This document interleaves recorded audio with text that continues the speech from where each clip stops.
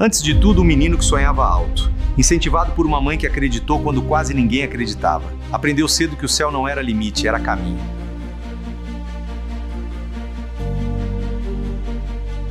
Entre estudos, renúncias e lutas silenciosas, transformou curiosidade em disciplina e sonho em missão. Sua história não é apenas sobre ir ao espaço, mas sobre provar que, quando alguém acredita em você e você não desista de si mesmo, até o impossível encontra um jeito de acontecer. Marcos carrega no olhar a coragem de um menino que acreditou, e na trajetória a prova de que a persistência transforma destinos. Herói brasileiro e exemplo vivo de que sonhar junto à educação vale a pena, mesmo quando o caminho é difícil. Então vem! Marcos, que o portal do educador é seu!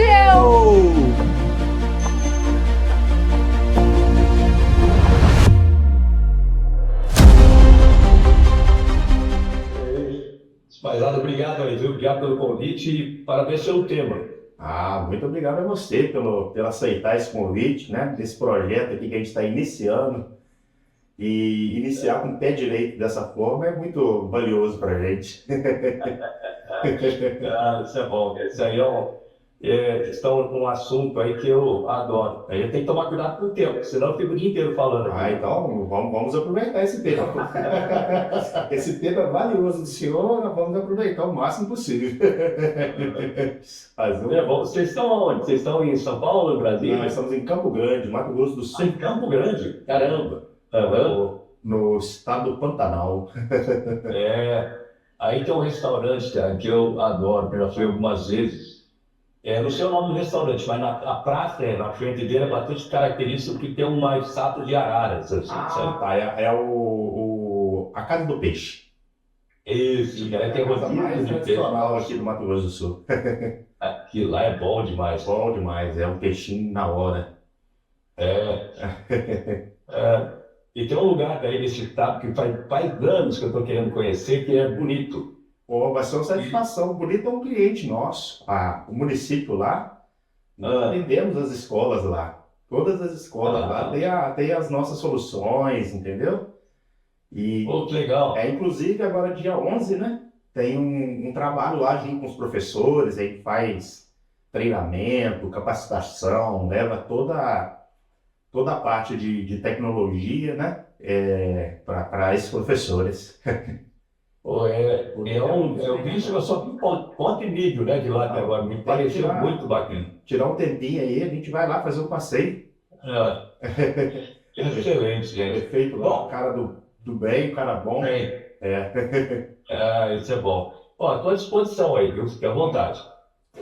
Ok, então vamos iniciar. Este episódio não é apenas sobre ir ao espaço. É sobre como a escola pública, os professores e o conhecimento podem levar qualquer criança de qualquer lugar do Brasil a lugares que ela nunca imaginou. Antes do astronauta, antes do piloto da Força Aérea Brasileira, antes do ministro da Ciência, Tecnologia e Inovação e antes do senador da República, existiu um menino da escola pública brasileira. Gostaríamos de iniciar ouvindo e entendendo um pouco como foi sua infância. Olha, antes de sair eu queria agradecer, parabenizar por esse tema que a gente ouve mesmo que o pessoal fala assim, educação é importante, mas eu diria que a educação é essencial.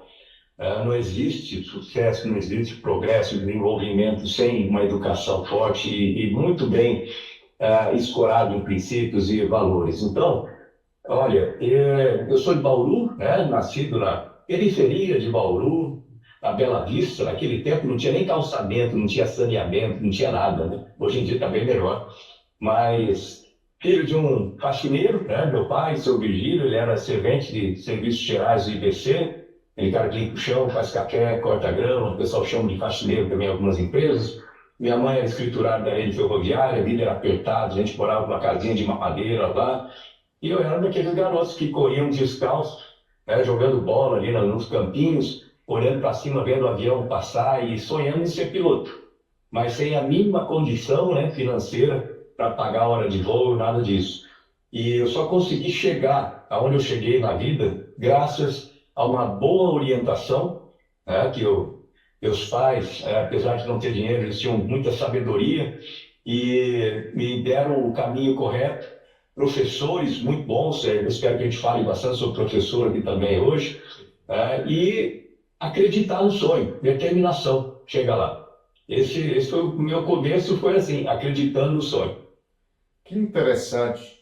Agora, quando olhamos para trás, em que momento de sua infância o senhor percebeu que o estudo poderia mudar o seu destino?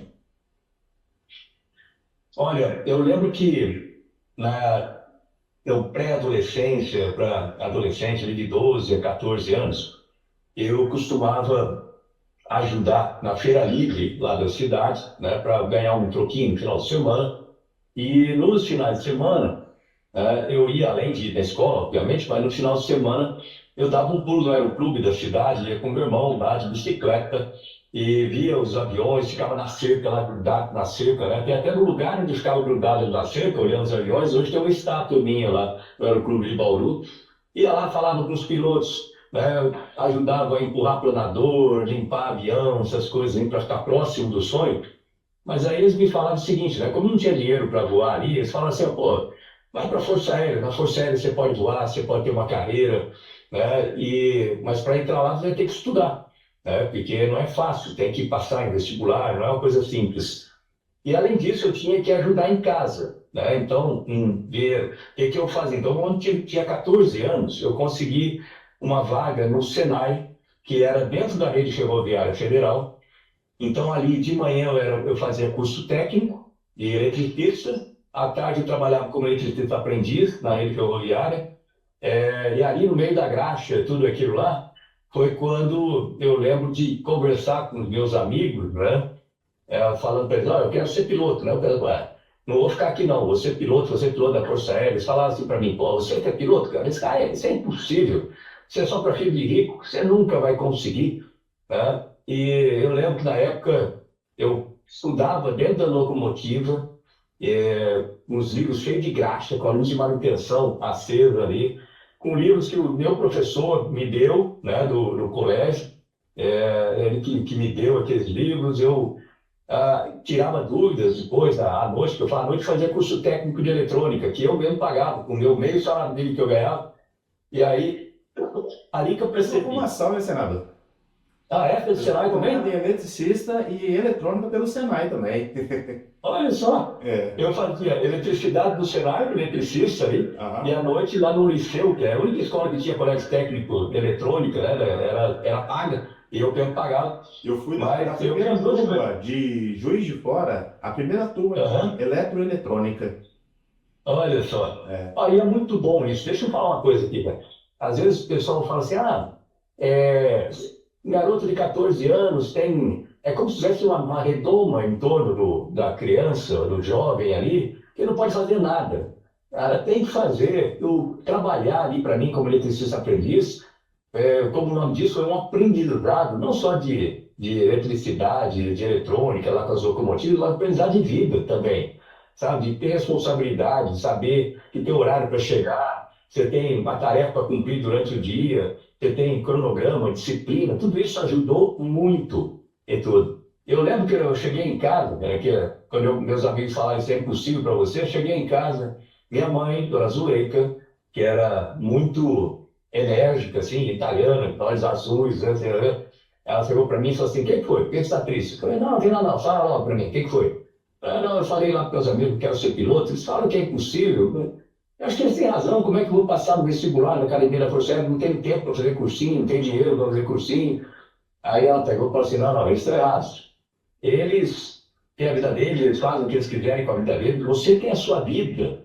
Você pode ser tudo o que você quiser na vida. Se você, olha a primeira coisa que ela falou, se você estudar, trabalhar, persistir e sempre fizer mais do que esperam de você. Você vê que a primeira coisa que ela falou foi estudar, e ela estava correta. Que incrível, que incrível. Agora, teve algum professor ou situação escolar que o fez pensar, eu sou capaz, que te incentivou neste sonho? Conta pra gente. Sem dúvida. Deixa eu começar com um professor ali do Senai, né? Quem era meu instrutor na área de eletricidade, professor, era o professor Pavão. Ele já era mais ou menos da idade que eu tenho hoje, né? E ele era um cara que exigia cada detalhe, né? Você é eletricista também, você sabe como é que é isso. Você mandava que tinha uns painéis, você tinha que montar os painéis com juntores, aquela coisa toda. Até hoje, Ele exigia. se eu olhar um painel que tiver desorganizado, eu tenho toque. Exatamente. Ele fazia, pô, você montava o painel, você tinha que medir com um esquadro para fazer 90 graus nos fios, os fios todo, o chumaço ali de fio, né? Que você tinha que prender, cada coisa certinho. E ele falava assim, olha, não importa a tarefa que você tenha, você tem sempre que fazer com excelência, sempre da melhor forma, sempre da melhor jeito de ser feito. Então, aquilo ali me ensinou uma coisa que eu usei muito tempo. E na NASA o pessoal ressalta muito quando você vai fazer qualquer tipo de treinamento, é excelência. Cada coisa que você vai fazer tem que fazer muito bem feito. Então, o professor Pavão ali teve essa particularidade na minha vida. Um outro, aí uma professora, um pouco antes até, né, Dona Zilai. Professora Zilai, ela era professora da minha quinta série, né? Do primário que a gente chamava antes, né? Agora é o fundamental. E eu lembro que uma vez eu tinha uma exposição que a gente tinha que fazer e ela pediu para a gente testar os experimentos antes, né, de fazer. Eu tinha escolhido fazer um experimento que era o seguinte: pegar uma garrafa e demonstrar magnetismo, coisa simples, não é? Então tinha uma garrafa e tinha um prego pendurado dentro daquela garrafa de vidro, né? E aí você chegava com um ímã, né, do lado de fora, coisa simples, né? Chegava, cara, um chave bonito. Eu tinha um solenoidezinho, né, para gerar um campo magnético, e aí você ligava aquele solenoide que era preso do lado de fora da garrafa, e você ligava aquilo numa pilha, né? E aí quando ele ativava, logicamente ligava um campo magnético, o prego movimentava. Ele não chegava a grudar, mas ele movimentava, ficava visível que havia um campo ali. Eu fiz tudo, montei tudo direitinho. Aí na hora de apresentar, sabe aquelas coisas que na hora não dá certo? Eu tinha feito até que eu lembrar que não era eletricista na época, era essa falando, era na quinta série ainda. Aí eu botei na época tinha aqueles interruptores que, sabe, que você conecta assim, de uma coisa bem antiga, né? Gaveta, eu botei aquilo lá. Cara, não funcionou. Não ligou o tal do campo magnético. Eu troquei a pilha, não funcionou. Tinha um fiozinho partido no meio do caminho. Mas eu lembro que ela me falou assim, olha, o mais importante é que você explicou como que funcionaria e que você aprendeu a buscar solucionar o problema, traquear o problema, onde surgiu isso. Essa é a parte mais. Se funciona ou não funciona, qualquer experimento tem esse risco. E olha, que isso aí é o que, quando você faz um experimento científico, né? Eu sou pesquisador hoje em dia, você faz um experimento, você faz alguma coisa para tentar demonstrar, às vezes funciona. Pode ser que funcione da maneira como você é, e muitas vezes não vai funcionar como você previa. E aí é um aprendizado também. Então, tá aí, 2 professores aí tiveram uma influência muito grande, mas eles eram muito enérgicos na época, assim, né? Pô, tem que ser desse jeito. Eu acho importante isso. O professor tem que direcionar, tem que dar a disciplina adequada. Tem que dar disciplina, justamente. Senador, tem uma pergunta vindo da cidade de Brasilândia, Mato Grosso do Sul. Olha só. Ao longo de sua trajetória, qual decisão exigiu mais coragem e mudou tudo a partir dali? Nossa, tem que escolher aqui, porque teve muitas. Se você olhar na minha carreira, o que acontece? Primeiro, eu estava lá, na periferia, né? Ali tinha muitos amigos meus não deram certo, vamos chamar assim, foram do lado errado. Aliás, uma coisa muito importante do ensino profissionalizante, que tira o jovem do alcance do crime, de drogas, essas coisas todas. Isso é importante a gente lembrar disso. Isso é muito bom. Eu sou aqui no Senado, né? Eu sou o presidente da frente de ensino profissionalizante, que não é à toa. Né? Esse é um ponto, né? Naquela hora de escolher ser diferente dos outros, vamos chamar assim, é uma primeira escolha que é muito difícil, inclusive, para adolescente fazer, né? Porque ele vai tentar seguir a galera. E você seguir a galera geralmente não dá bons resultados. Você tem que fazer aquilo que você sabe que vai ser importante para você. sair da recompensa imediata e pensar, pô, quando no final de semana eu não estava estudando para fazer a prova da academia lá, enquanto meus amigos estavam lá na festa, estavam em algum lugar e outros assim. Então, é uma primeira decisão difícil é você fazer isso, decidir ser diferente, né? E ter coragem para manter a sua opinião, apesar da opinião dos outros. Esse é um ponto. Depois, fui lá para a Força Aérea, aquela coisa toda, fui ser piloto de caça, né? Eu me formei como piloto, me formei como administrador público também, isso é uma coisa que pouca gente sabe, né? Me formei administrador, eu detestava isso na época, eu falei, pô, vem aqui para ser piloto, eu estou fazendo administração pública, mas hoje em dia eu agradeço muito a Força Aérea por ter me dado aquele curso, né? Então eu sou formado em administração pública, mas também piloto. E aí fui para a aviação de caça. Na aviação de caça, fui lá para Santa Maria, a vida estava direcionada, tudo certinho. Então, no topo, né? A aviação de caça, de 240 da minha turma, só 28 se formaram como pilotos de caça.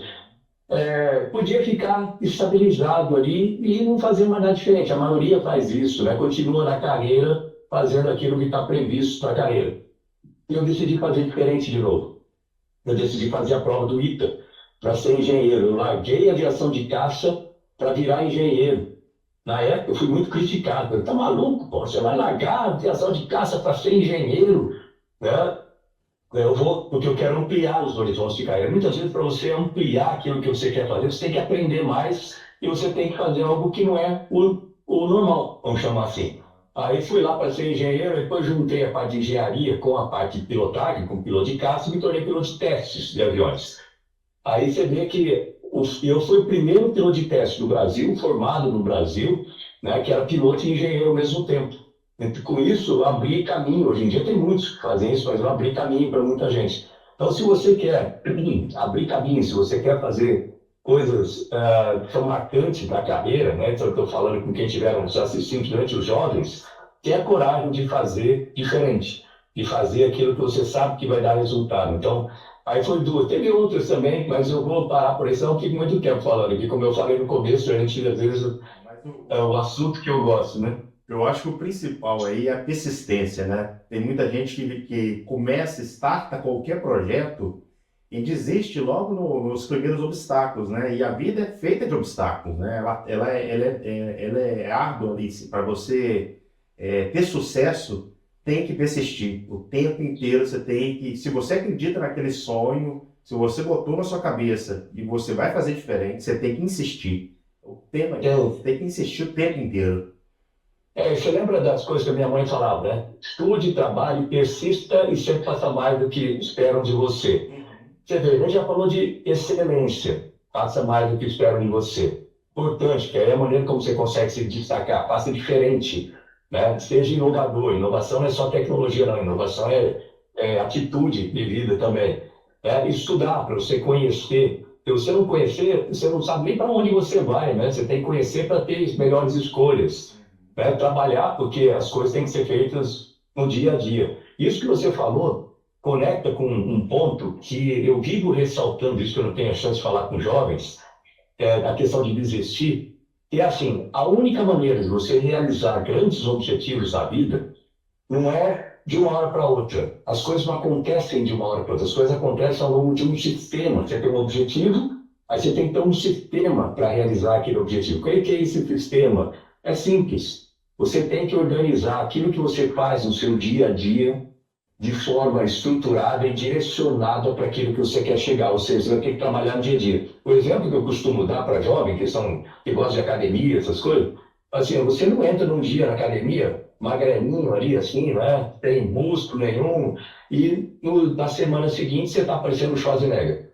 Se o seu objetivo é ter músculo. Não vai acontecer. Você vai ter que fazer isso por anos. E você vai ter que ir todo dia.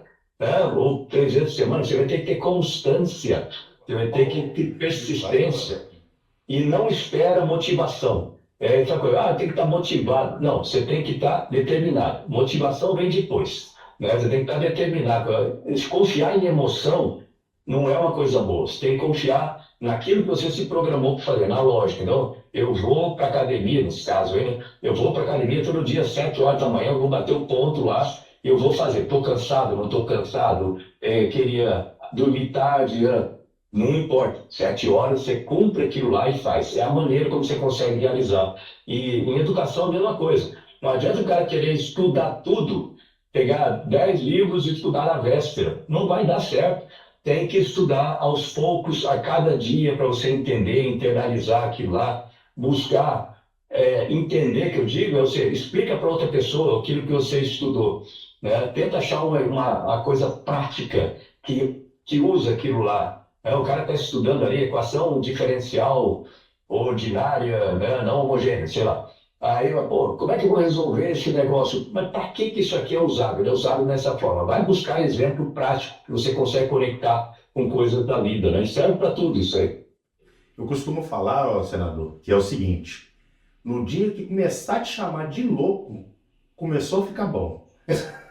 É isso aí. Esse cara é doido. Aí começou a ficar gostoso o negócio. É isso aí, é isso aí. Senão você está destacando, né? Não, você tá fora da curva. Senador, a sua história individual se conecta diretamente com o maior desafio coletivo do Brasil, a educação. Se tivesse que apontar uma conexão e uma competência que a escola desenvolveu e foi essencial para a sua vida, qual seria? Disciplina, sem dúvida nenhuma. Você quer ver o que divide as pessoas que têm esse sucesso na vida das pessoas que não têm? Chama disciplina. Eu aprendi isso lá com o professor Pavão, lá atrás, depois na vida militar. E as pessoas têm que entender o seguinte: quando eu falo disciplina, o pessoal já imagina logo militar, batendo continência, aquela coisa assim. Não é isso que eu estou falando, não. Estou falando disciplina que todo mundo tem que ter. E é necessário para você fazer, como eu falei agora há pouco, da consistência, né, em você fazer sempre o que é necessário no momento, esteja com vontade, não esteja com vontade, isso faz parte de disciplina. Só tem sucesso aqueles que têm, primeiro, saber o que você quer, importante. Segundo, disciplina para chegar lá, a cada passo. Né? E a parte de atleta é o mais simples da gente entender, mas posso falar de voo também.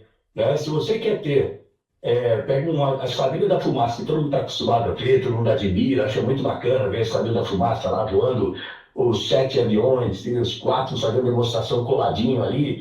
Tudo aquilo lá não é de um dia para o outro, não. Aquilo lá aconteceu por uma disciplina muito grande de cada um deles para estudar, preparar, conhecer o avião, conhecer como que a acrobacia que tem que ser feita, treinar, no começo sai ruim, você tenta ali, né, não funciona direito. Eu não fui da fumaça, mas eu sei fazer acrobacia porque eu de caça, não tá junto ali, né?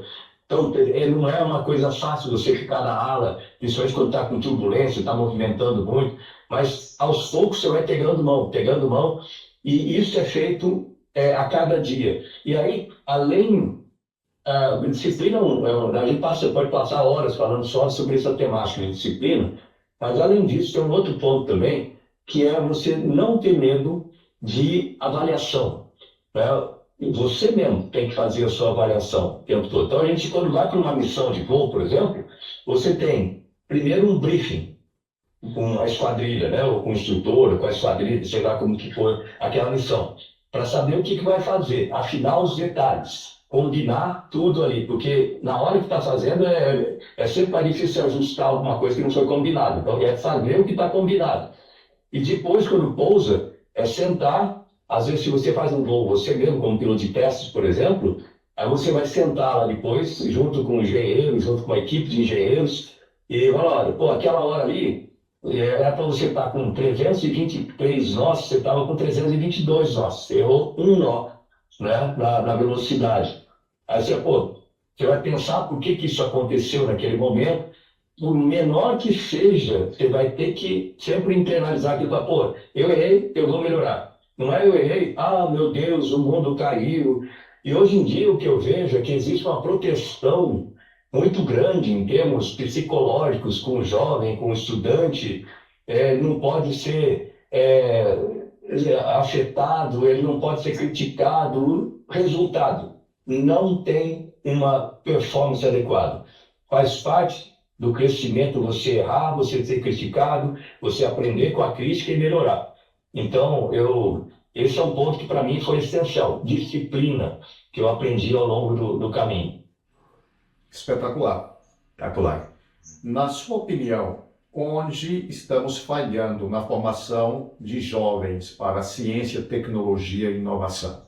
Eu posso falar da educação como um todo ou especificamente da ciência e tecnologia, né?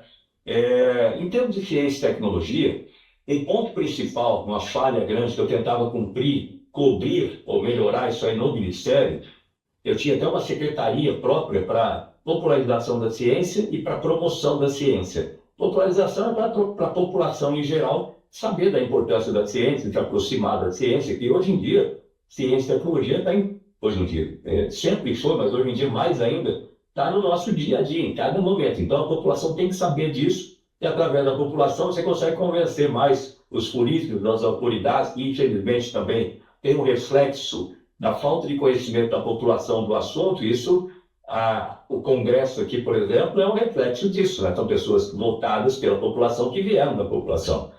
Então, muitos deles não fazem a menor ideia do que é a ciência e tecnologia, da importância estratégica disso para o país, junto com a educação. Então, popularização é extremamente importante.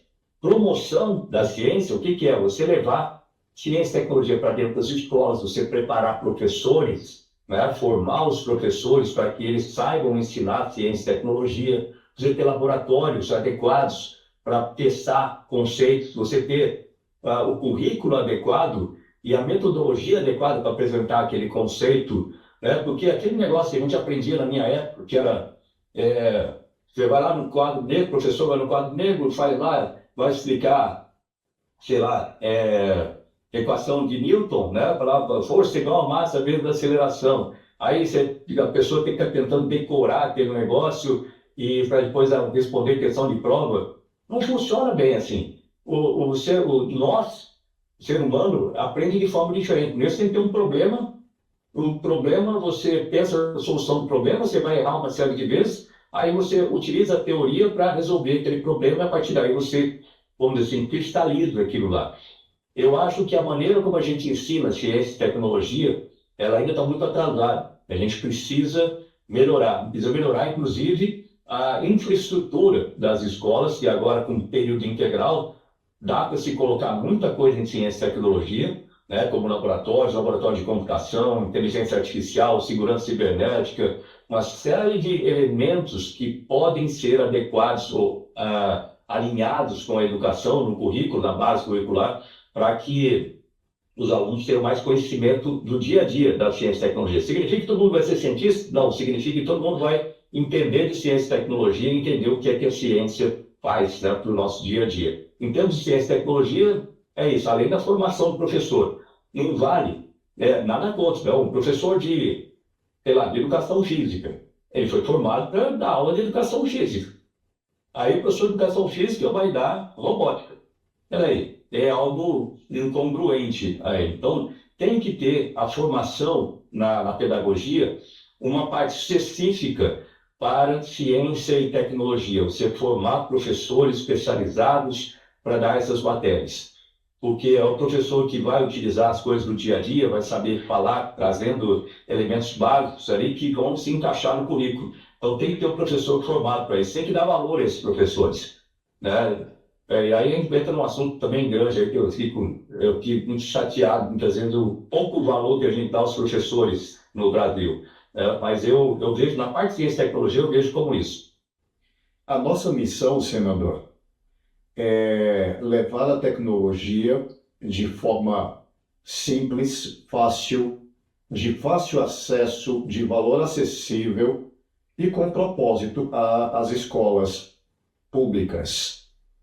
E o que podemos ver é o medo do professor diante do novo, o medo da tecnologia. E agora com a IA, a maioria dos professores tem pavor e sempre perguntam, será que eu vou perder o meu trabalho por conta da IA? Será que isso aqui vai tirar meu emprego? Entende? O que o senhor poderia dar diante desse medo? Olha, eu vou começar colocando um pouco de qualificação aqui para o pessoal entender, né? Eu trabalho com inteligência artificial, isso é uma coisa que muita gente não sabe, né? Eu trabalho com inteligência artificial. Naquela época a gente nem chamava muito disso aí, embora o termo tenha sido cunhado lá na década de 50, mas desde 1996, quando eu fazia meu mestrado, doutorado nos Estados Unidos, eu trabalhava com, vamos chamar assim, um aprendizado de máquina, né? Desde então, desenvolvendo sistemas para isso.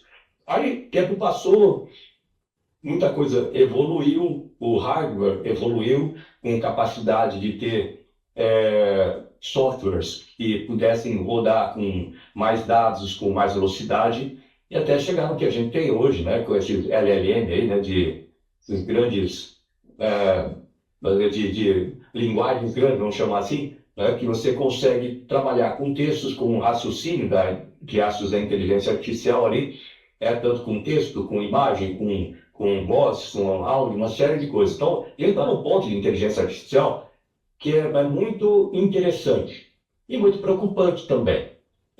O que acontece? Eu fui o vice-presidente da subcomissão de inteligência artificial aqui do Senado. Eu também sou o presidente do Conselho de Inteligência Artificial da Federação das Indústrias do Estado de São Paulo. Esse é um assunto que eu convivo no dia a dia. Em vários, o termo inteligência artificial é usado em vários coisas, da indústria até a agricultura, saúde, assim por diante. Na educação, em especial, tem que se prestar muita atenção na inteligência artificial. Ela tem que ser um assessor, vamos chamar assim, um assistente, né, do professor. Reduz a carga de trabalho do professor, seja na busca na pesquisa de dados, na montagem desses dados numa aula atrativa, né, como que vai apresentar, então, ideias também de se apresentar, sem problema nenhum. Mas ela nunca substitui o professor. O contato humano do professor, com a experiência humana do professor, com o aluno humano, estou ressaltando humano aqui um monte de vezes para ficar bem claro isso, a inteligência artificial não tem a capacidade de entender ou de perceber com a sensibilidade necessária o que o aluno está passando como ser humano e como que aquilo vai me lembrar. A mesma coisa um médico falando com um paciente, por mais que a inteligência artificial possa saber de um certo diagnóstico, ela não vai conseguir entender da forma holística, né, o paciente. E o professor entende o aluno dessa forma. Então, esse é um ponto importante de se ressaltar. Então, o professor não tem que ter medo de perder o emprego para a inteligência artificial, que isso não vai acontecer. Mas a metodologia vai ficar diferente. O professor, o aluno, ele pode facilmente pesquisar assuntos dentro da inteligência artificial, com os cuidados que a inteligência artificial também comete erros, com o devido cuidado e checagens, né? Existem ferramentas para isso. Ele pode aprender muitos temas ali, mas o professor vai ser aquele elo de ligação daquele conhecimento com aplicação no dia a dia e aplicação interna para aquele aluno, né? Para aquela pessoa, tá? Para utilização, seja no emprego, seja na sua empresa no futuro, ou seja mesmo no seu comportamento. Existem muitas ferramentas usadas, né, dentro das escolas, que vão desde o controle de frequência na entrada, com reconhecimento facial, controle de notas, controle da parte, vamos chamar assim, da parte burocrática, né, da escola ali, né? Existem as ferramentas e funcionam muito bem. Eu estou fazendo um trabalho agora, para você ter uma ideia, também isso é uma coisa interessante, eu estou trabalhando numa análise da utilização de inteligência artificial na educação, usando como exemplo reconhecimento de emoção por inteligência artificial para fazer um tipo de análise que se o aluno está interessado ou não, se aquela metodologia chama a atenção do aluno ou não, se você pode mudar aquela metodologia, e também reconhecer alguns padrões de mudança de comportamento do aluno que podem indicar algum tipo de problema que ele está passando ou algum tipo de comportamento mais violento com ele mesmo ou com outras pessoas, o que a gente tem visto, infelizmente, em escolas no Brasil, fora do Brasil, acontecendo com alunos. Aí eu não vou entrar nos porquês disso, que também a gente vai ter que conversar com os pais também, né, para ficarem de olho nos seus filhos. Tem a responsabilidade de olhar os detalhes do seu filho. Não existe privacidade de criança. existe a responsabilidade do pai e da mãe de olhar o que que tem, o que que essa criança está vendo na internet, o que que ela tem na gaveta, o que que está se fazendo. Então, sem dúvida nenhuma. Agora, a inteligência artificial para fazer esse reconhecimento funciona, mas tem que se tomar muito cuidado, tanto que a própria legislação europeia que trata do assunto, ela coloca umas barreiras grandes, a nossa legislação de proteção de dados, a legislação aqui mesmo da 2338, né, que trata da inteligência artificial, regulação da inteligência artificial, do uso da inteligência artificial, também trata do assunto. E muitos cuidados têm que ser tomados aí para que a gente não tenha que não tenha vieses, né? E para ter uma interpretação errônea ou tendenciosa da inteligência artificial na avaliação de alunos. Então, tem muita coisa a ser discutida sobre esse tema. A gente pode passar um tempão falando sobre isso, mas o que eu posso falar para os professores é que adapte a usar a inteligência artificial para reduzir a sua carga de trabalho, mas você, professor, professora, é essencial para transmitir o conhecimento e, inclusive, para ensinar os alunos de como ele pode usar, ou ele ou ela, usar da melhor forma a inteligência artificial no seu desempenho. Leonardo, como é que se confunde, né? O que eu estava estudando semana passada? Exatamente a inteligência artificial com o reconhecimento de traços emocionais. Eu estava estudando esse tema semana passada ali. Eu mostrei o Leonardo, passei lá para um fabricante chinês. Tem 2 fabricantes chineses com essa aplicação funcionando na China. Eu passei o e-mail, ainda não foi respondido, mas me despertou curiosidade do estudo. Eu vou avançar mais nisso aí. É um assunto muito interessante e ainda não completamente desenvolvido. Só para, assim, já que você está estudando esse ponto, né, também estou nessa área aí, alguns pontos que tem que se tomar cuidado. Primeiro, é que o ser humano, né, se você pegar em termos de emoções básicas, dependendo da perspectiva utilizada, né, do pesquisador que fez isso no começo, pode ter 6 emoções ou 8 emoções. O pessoal confunde emoção com sensação, mas, por caso, vamos considerar 6 emoções básicas, de certa forma, que são mostradas pela face, né, em cada situação. E isso é cross-cultural, segundo a pesquisa. Mas, como toda pesquisa, tem que tomar muito cuidado com as estatísticas e como que foi coletado os dados, né?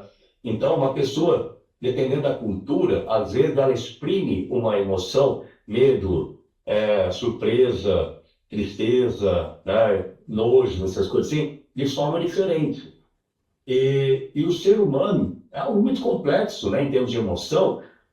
Eu vou dar um exemplo aqui para você entender o que está na minha cabeça. Você lembra um filme que chamava Em Busca da Felicidade, com Will Smith, que é uma história real de um cara que estava cobrando sem dinheiro, conseguiu um estágio numa empresa de brokers, né, para vender seguro, e não ganhava nada naquele tempo. Ele dormiu em banheiro, dormiu em trem com o filho dele, tinha que cuidar do filho, e no final eles iam escolher só um.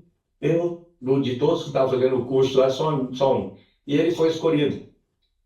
Mas é interessante que no momento que o chefe lá, né, o cara fala que ele é o escolhido, né, o que ele faz? Ele não eu fui escolhido. Não. Ele chora. Aí, se você pega uma máquina para interpretar isso, vai falar assim, peraí, o cara chorou, ele está triste. Mas não estava triste. Entendeu? Só um exemplo para a gente ver como existem variações a se pensar, né? O assunto é grande. O assunto é grande, Tem uma situação aqui que nos fará mudar um pouco a direção de nossa conversa. Olha só. Daqui a alguns dias, completa-se 20 anos deste símbolo, deste sinal. Isso. Quando olha para trás, para o menino que sonhou em voar, e olha para hoje, com tanta tecnologia nas mãos de professores, de aluno, o que daquele sonho antigo ainda precisa ser ensinado nas escolas para que nos próximos 20 anos levem outros brasileiros mais longe ainda? Olha, um ponto importante é que a nossa educação ela precisa ter mais. Quanto mais a tecnologia evolui, a educação tem que ser mais, eu vou falar com certos cuidados, mais flexível, mas ao mesmo tempo ela tem que ser precisa e flexível. É igual um avião de caça. Você tem que ter agilidade e precisão, né, para acompanhar essas variações. Por que que eu digo isso? Chegando naquela curva de Moore, né, que trata da evolução da tecnologia, né, é um exponencial. É um exponencial. Ou seja, o conhecimento, basicamente, ele vai dobrando cada vez em tempos menores, né? Ou seja, é um exponencial. Se você pegar esse exponencial de Moore, né, da evolução da tecnologia, e depois pegar e botar na mesma curva, né, parametrizar para ficar na mesma curva, o desenvolvimento da educação, você vai ver que ela não acompanha esse exponencial. Ou seja, o resultado, quando o jovem se forma, existe um gap ali, uma diferença entre o que ele deveria saber, onde está a tecnologia, e o que ele aprendeu na escola. Tem essa diferença que tem que ser cumprida como? Tem que aprender depois, tem que continuar a estudar, não pode parar. Aliás, isso é uma coisa que eu gostaria de pedir para todos os jovens. Não parem nunca de estudar, sempre continue a estudar. Né? Eu saí da escola, não vou pegar nenhum livro. Não, você sabe, você vai ter que pegar muito mais livros, você vai ter que pesquisar muito mais para acompanhar a tecnologia. E aí tem um outro ponto também que tem a ver com a gente aqui, né, no Congresso, que é a evolução das leis e das regulações, que é quase uma linha reta, ou seja, ainda dá mais distância, né, dessa exponencial da tecnologia. Então, a primeira coisa que a educação tem que se pensar, e as universidades têm uma responsabilidade grande, a educação básica ela tem mais capacidade de adaptação, mais rápido. Deveria ser o contrário, mas por alguma razão não é. E as universidades demoram muito para se adaptar a isso. Então, precisa ter mais flexibilidade, precisão dentro disso, para que tenha um contato maior com o mercado, para saber que tipo de profissional precisa, o que esse profissional, quais competências que esse profissional precisa ter, como que eu vou mudar meu currículo para que isso seja feito. Tem que trazer as empresas para dentro da universidade, tem que trazer a demanda para dentro. Não é formar, assim, o cara vai se formar, só vai ter um título, mas não consegue resolver um problema que existe agora. Ou tem outro ponto a se pensar também. Às vezes, um plano de engenheiro. O engenheiro se forma, como tem a tecnologia hoje mais robusta em termos de inteligência artificial, em termos de simulações, etc., a pessoa acaba se formando, confiando plenamente só nas ferramentas e esquece o básico, né? Se você perguntar, vem cá, como é que você resolve essa equação diferencial para poder chegar ali? Não, só sei resolver numericamente, só sei colocar no computador e resolver aquilo numericamente. Aí não, como é que você vai entender de aerodinâmica? Você só vai fazer ali com elementos finitos e achar uma solução que vale só para aquilo. Então, você tem que aprender o conceito como um todo. Então, esse balanço do conhecimento com as ferramentas tem que ser muito bem estudada e trabalhada, mas isso tem que ser feito rápido. Então, como que eu vejo agora, para que nós possamos ter jovens com capacidade de realizar seus sonhos, capacidade de fazer grandes coisas na vida, ter a formação pessoal, vamos dizer, desenvolvimento pessoal, dele acreditar, ele persistir, fazer tudo isso que está dentro da pessoa. Aliás, os maiores inimigos estão aqui dentro, né? Não está lá fora, para aqueles outros acreditar primeiro aqui.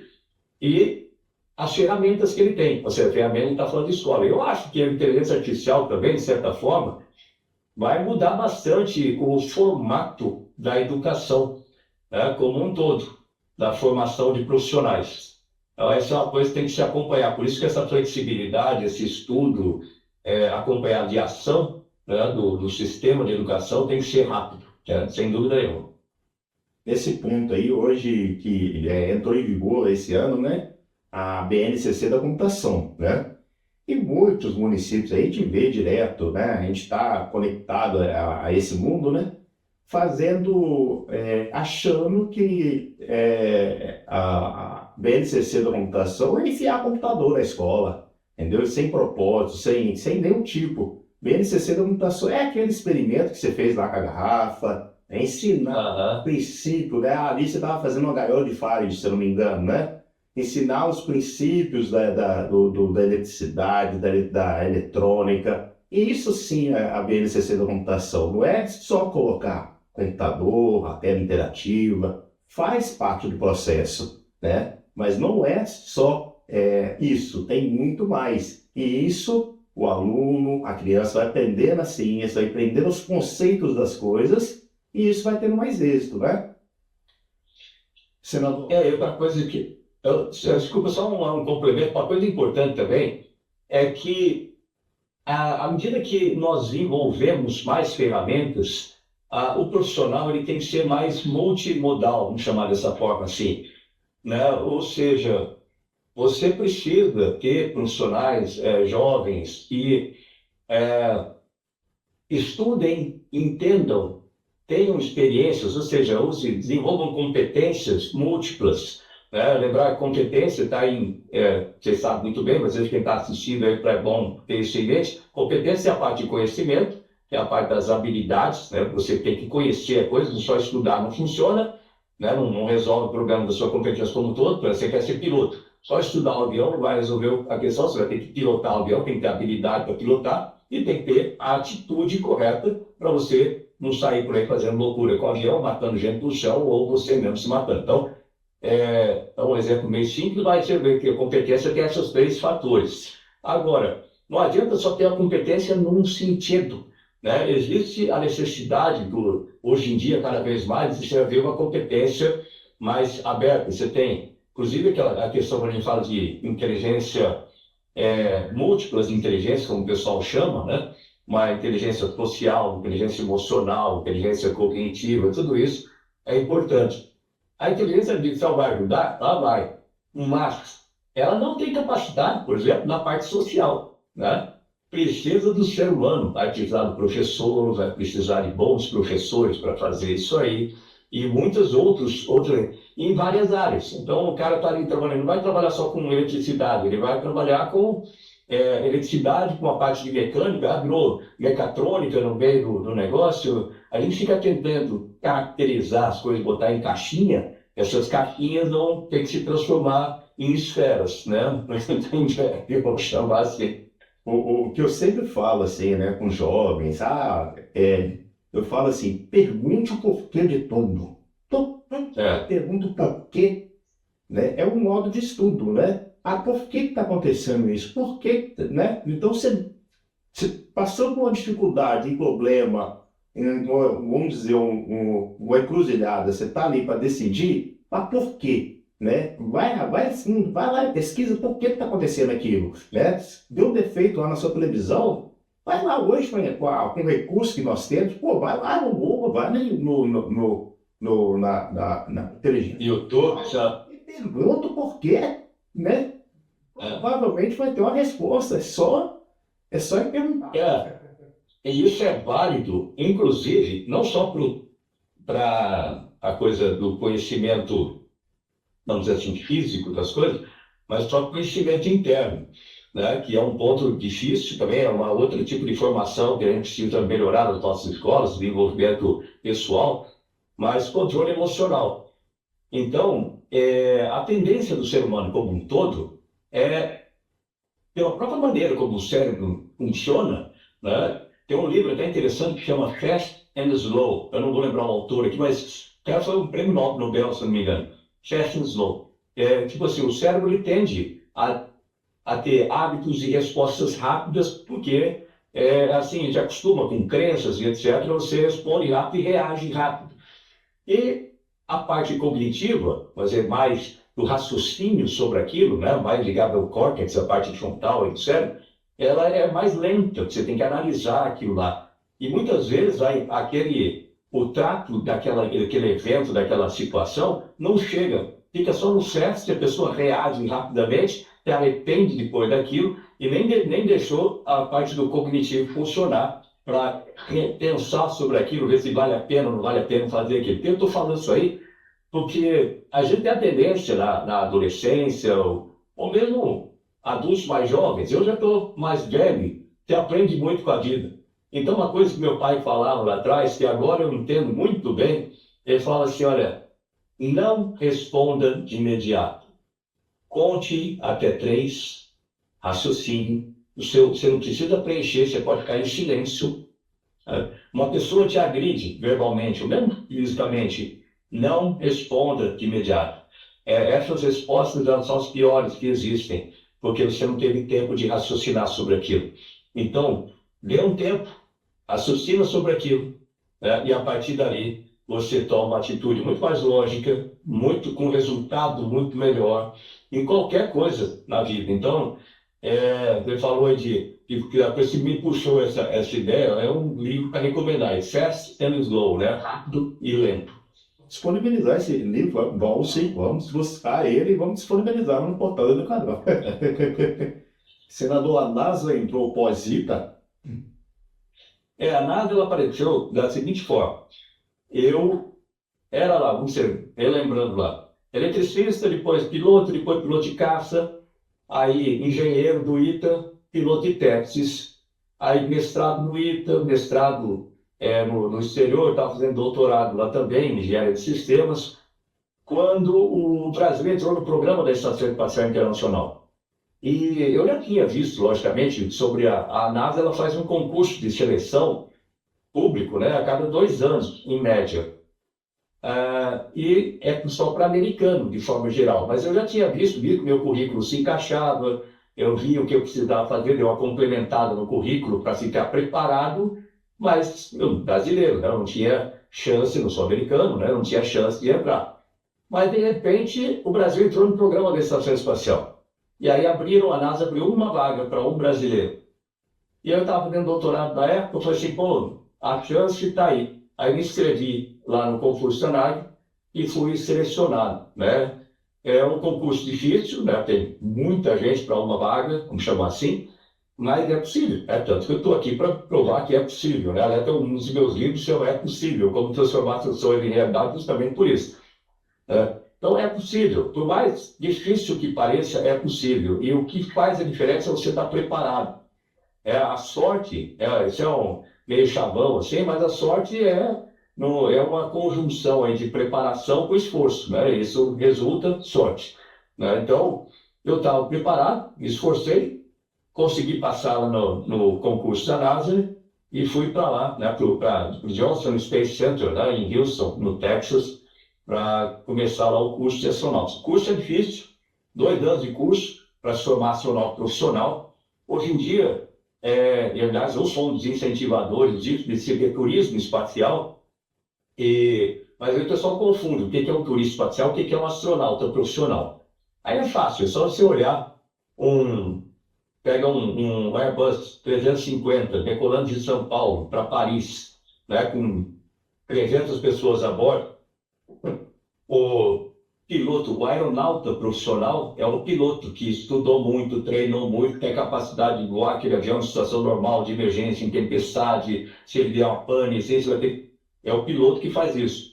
E os comissários estão ali, não é para servir cafezinho, é para a parte de segurança do avião, são treinados para isso. O passageiro é um aeronauta também, que está voando, né, afinal de contas, mas é um turista. Ou seja, não tem que pilotar o avião, né?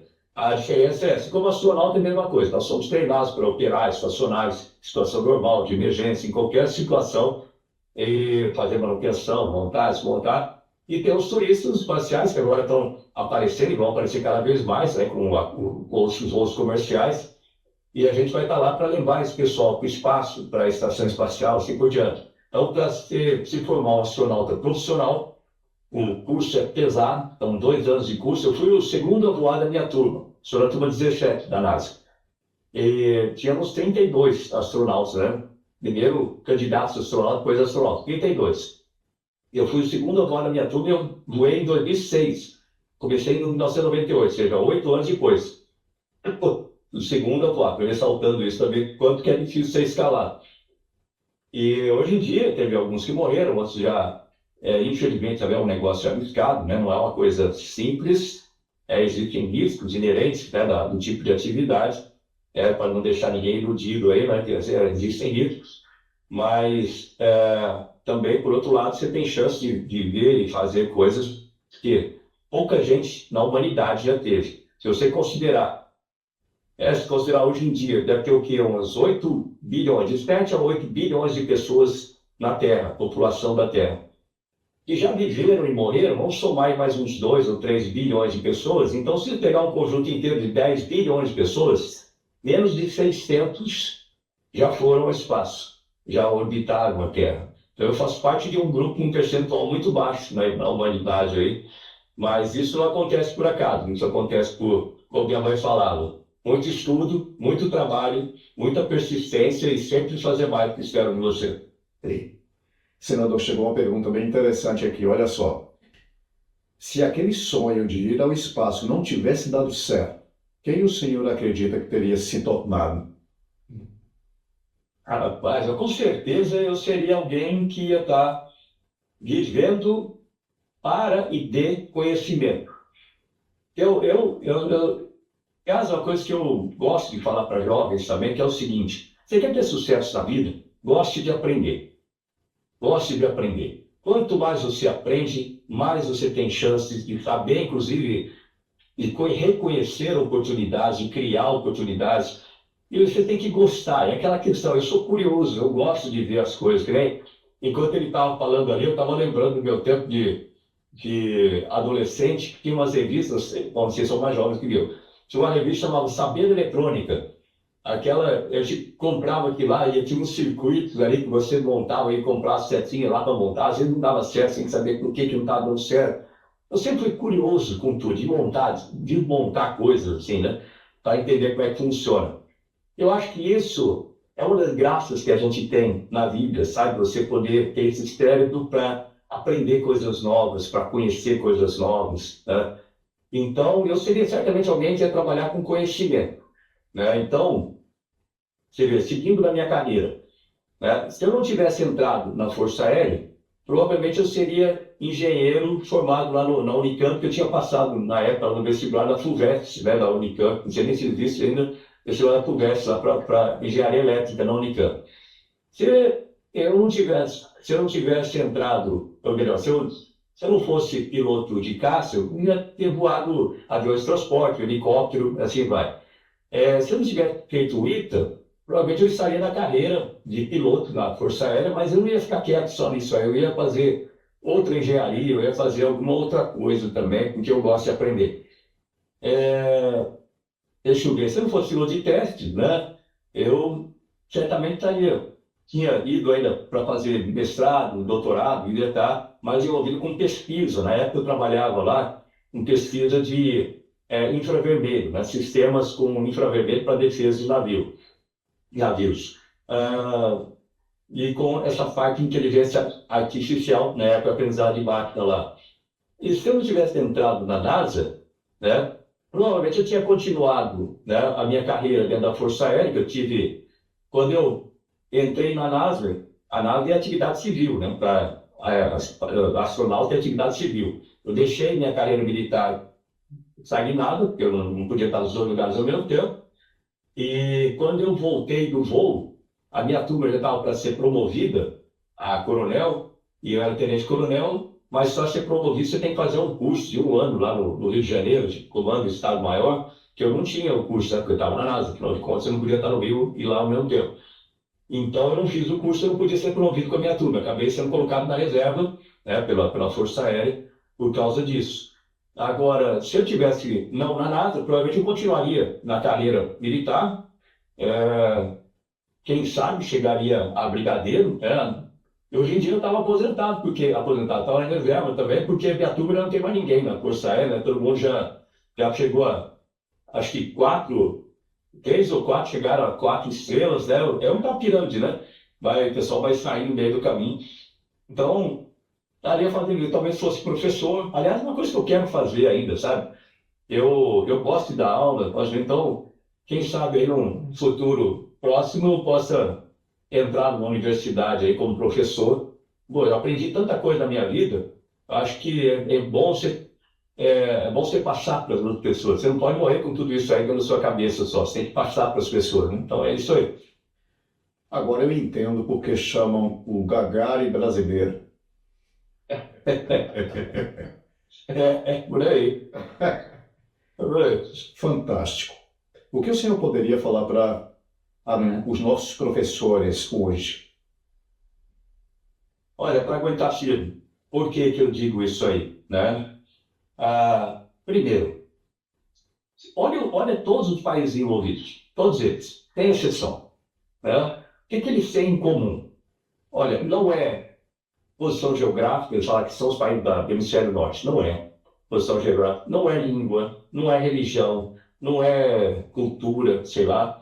O que eles têm em comum é que eles entenderam lá de trás, por duras penas também, mas eles entenderam que para você desenvolver o país, você precisa ter uma estratégia que é simples de falar e também não é tão difícil de implementar. Vê se eles conseguem convencer as nossas autoridades a ter a cabeça no lugar certo e fazer a coisa correta, com a prioridade correta, que é o seguinte: o que leva esses países? Investimento em educação focado em resultado, né? Sem ideologia em educação, sem essa coisa tanto de direita quanto de esquerda. Não, o professor não tem que levar ideologia para dentro da escola, o professor tem que levar conhecimento para dentro da escola. O que ele gosta ou não gosta sobre isso não interessa. Ele tem que formar o aluno dentro do que é previsto, das competências previstas. E não está previsto uma competência para formar nenhum tipo de militante, nem para um lado nem para o outro. Isso é uma coisa muito ruim. Então, a educação tem que ser focada em resultado, né? E o resultado é um bom profissional, um bom cidadão, no final das contas. Sem ideologia. As pessoas têm o direito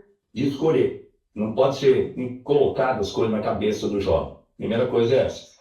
Segundo, ciência, tecnologia e inovação. Investimento em ciência, tecnologia e inovação também, de forma para transformar conhecimento em nota fiscal e emprego, né? Teremos dado prático com isso aí. Não quer dizer que pesquisa básica seja inútil. Pesquisa básica é muito útil, o conhecimento é o que faz isso gerar, certo?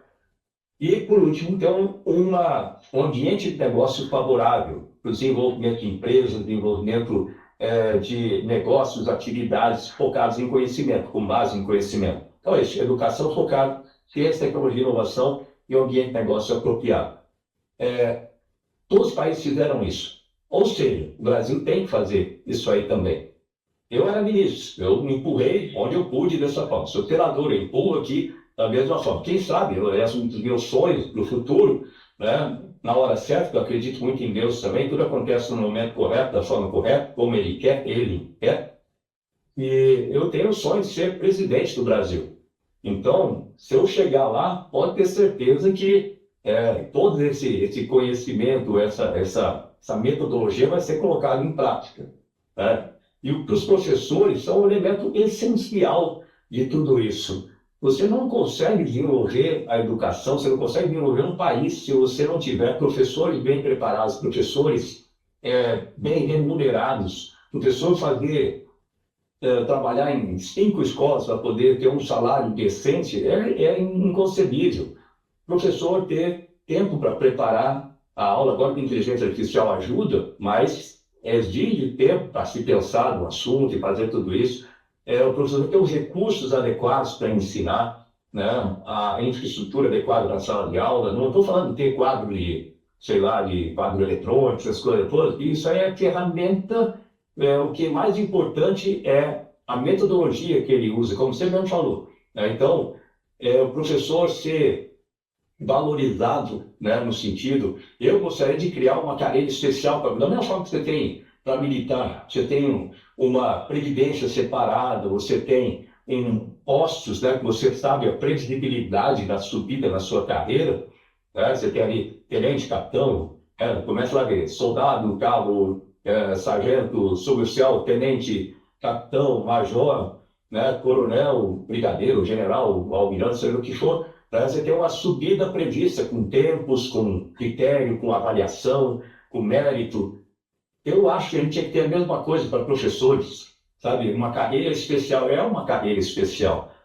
Tem muito professor, mas é necessário, pô, é possível fazer isso aí. Aí, com uma carreira prevista, você consegue dar uma estabilidade para o professor, né? Do devido respeito para o professor. aqueles que são mais graduados, vamos dizer, o professor general, o professor coronel, vou chamando assim, mas não é para chamar dessa forma, mas tá lá, esse cara vai ter mais experiência. Este daí é o que tem que ser responsável lá pelo ensino básico. E os mais novinhos, universidade, dando aula na universidade. A gente faz, mas durante o contrário, mas deveria ser assim, para você formar bons alunos no básico, esses bons alunos vão aprender muito mais no curso superior e não precisa de vamos dizer assim, você pode pegar os tenentes para dar aula lá, enquanto o coronel, o brigadeiro está lá cuidando das escolas básicas, né? Então, tem um monte de coisa interessante. O professor não desanimar, que um dia a gente vai chegar lá e não conseguir mudar essas coisas. O que a gente tem que fazer, né, é quando hoje, né, você pega quando uma família, um aluno dele passa em medicina, né, uma festa, uma alegria, né, e quando ele passa em pedagogia, não tem essa liberação, né? A gente tem que fazer virar essa euforia. Poxa, passei em pedagogia e ter ser eufórico, porque é algo mais importante. Lembrando que tem professor, não tem médico. Então tem que inverter esse papel. Senador, chegamos ao fim. Infelizmente. Por mim, ficaria aqui. Aqui tem assunto para ter muito conhecimento para absorver. O Portal do Educador agradece. Profunda admiração e respeito para contigo. Obrigado. Compartilhar sua história, o seu tempo, sua visão do futuro. A sua trajetória inspira alunos, fortalece professores e reafirma que a educação é o caminho capaz de transformar sonhos individuais em conquistas coletivas.